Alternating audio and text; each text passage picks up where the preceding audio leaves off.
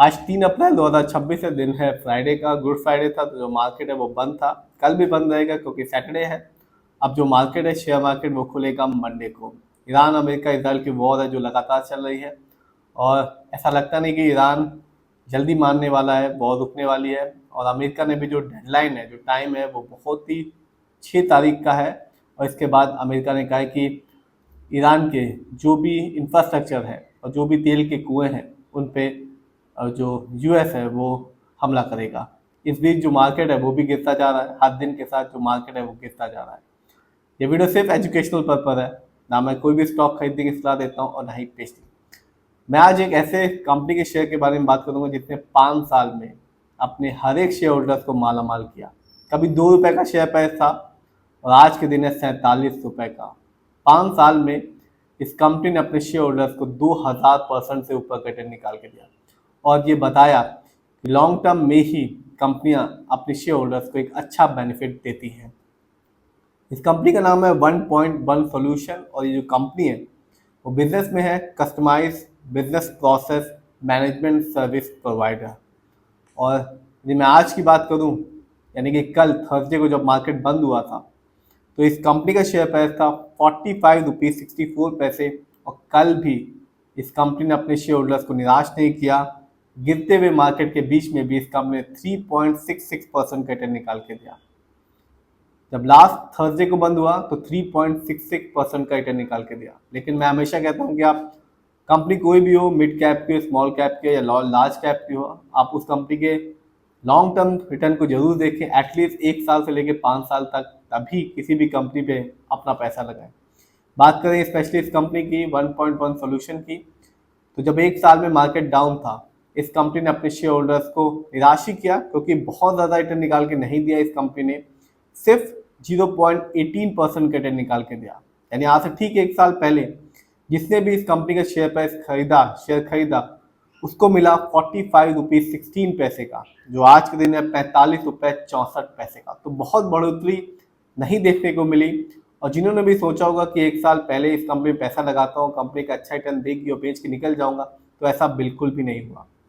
लेकिन 5 साल में इस कंपनी ने अपने हर एक शेयर होल्डर्स का भरोसा जीता, और ये बताया कि कंपनी लॉन्ग टर्म में एक अच्छा बेनिफिट दे सकती है। 5 साल में इस कंपनी ने 1.1 सॉल्यूशन ने 2533% का रिटर्न निकाल के दिया। यानी आज से ठीक 5 साल पहले इस कंपनी का शेयर पैसा 2 रुपए से भी नीचे का 1 रुपीज़ 88 पैसे का शेयर प्राइस था, जो आज के दिन चढ़कर हो गया है 45 रुपीज़ 64 पैसे। तो भले ही इस कंपनी ने 1 साल में निराश किया, लेकिन ये बताया कि कंपनी लॉन्ग टर्म में अपने शेयर होल्डर्स को खुश कर सकती है और एक अच्छा खासा रिटर्न दे सकती है। और स्टॉक मार्केट भी यही कहता है कि आप यदि किसी भी कंपनी में पैसा लगाना चाहते हैं तो आपको धैर्य रखना है, और लॉन्ग टर्म इन्वेस्टमेंट की सोच से ही आपको शेयर मार्केट में अच्छी कंपनी में पैसा लगाना है। देखते हैं इस कंपनी के स्टॉक के परफॉर्मेंस को। तो 1 साल में इस कंपनी का जो हाईएस्ट शेयर प्राइस गया वो था 69 रुपीज़ 99 पैसे, जबकि 1 साल में इस कंपनी का लोएस्ट शेयर प्राइस आया 40 रुपीज़ 58 पैसे।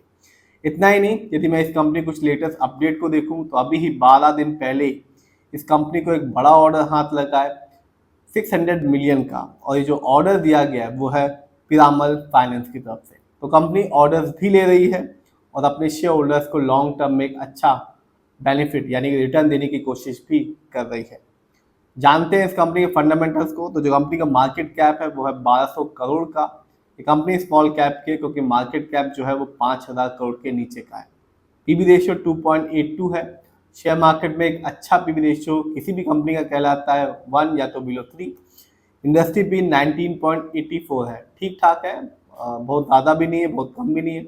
शेयर मार्केट में एक अच्छा इंडस्ट्री पी होता है 20 से लेकर 25 के बीच में। ये बताता है कि जो कंपनी का स्टॉक है मार्केट में कैसा परफॉर्म कर रहा है, क्या वो बहुत ज़्यादा तो महंगा नहीं है जिसकी वजह से लोग खरीद नहीं पा रहे, या तो बहुत सस्ता तो नहीं हो गया शेयर मार्केट में।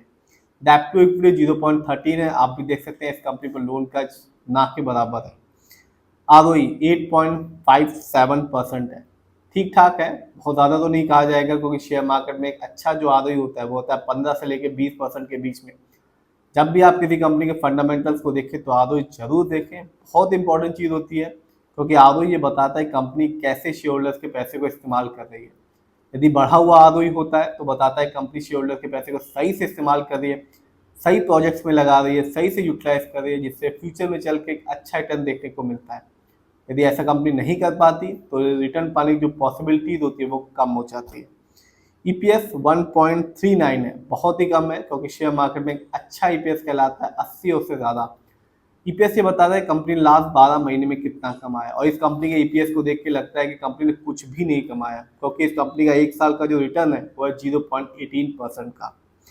देखते हैं इस कंपनी के फाइनेंशियल कंडीशन को। तो जो कंपनी का रेवेन्यू था दिसंबर क्वार्टर में वो था 81 करोड़ का, जबकि 2025 में इस कंपनी का ईयरली रेवेन्यू था 270 करोड़ का। प्रॉफिट दिसंबर क्वार्टर में सिर्फ 9 करोड़ का प्रॉफिट था, जबकि 2025 में इस कंपनी का ईयरली प्रॉफिट था 33 करोड़ का।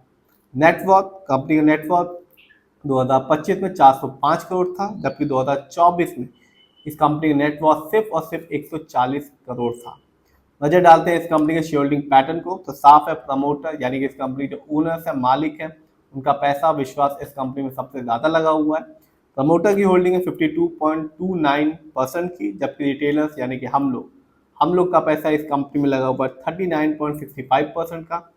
एफआईआई यानी कि विदेशी निवेशक, उनका पैसा इस कंपनी में लगा हुआ है 7.02% का, जबकि डीआईआई का पैसा इस कंपनी में लगा हुआ है 1.03% का। तो 5 साल पहले 2 रुपए का शेयर प्राइस था, आज है 45 रुपए का, और 5 साल में 2500% रिटर्न निकाल के दिया। भले ही एक साल में निराश किया, लेकिन लॉन्ग टर्म में इस कंपनी ने अपने शेयर होल्डर्स को, जिन्होंने भी इस कंपनी में 5 साल पहले पैसा लगाया, उनको बिल्कुल भी निराश नहीं किया। और आज भी इस कंपनी के शेयर प्राइस 50 रुपए से नीचे का ही है। फिर भी आप जिसमें भी पैसा लगाएं, खुद रिसर्च करें, एनालाइज करें, अपने फाइनेंशियल एडवाइजर की राय लें, तभी अपने पैसे को शेयर मार्केट में लगाएं।